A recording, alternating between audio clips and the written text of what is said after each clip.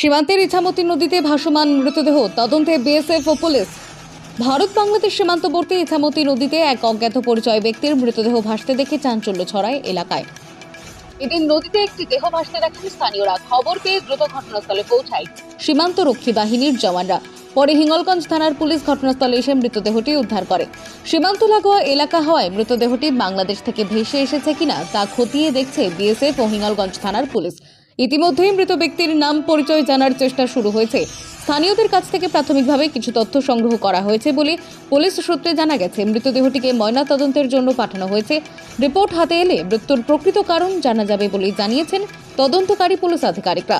এই ঘটনার জেরে সীমান্তবর্তী এলাকায় উত্তেজনা ছড়িয়েছে। তদন্ত শেষ না হওয়া পর্যন্ত সীমান্তে নজরদারি আরও বাড়ানো হয়েছে বলে বিএসএফ সূত্রে জানা গেছে। একটা লাশ এসছে এখানে ভেসে, কোথাতে এসেছে আমি জানি না। সেই লাশটা পড়ে আছে, আমরাও দেখলাম, ডিপার্টমেন্ট বিএসএফ তারাও দেখলো, থানা পুলিশ এসে তারাও দেখলো। এই মুহূর্তে ওই থানা পুলিশ উঠিয়ে নিয়ে চলে যাচ্ছে বডিটা। এই দেখলাম লোক প্রচুর হয়ে গেছে, এখানে প্রচুর লোক।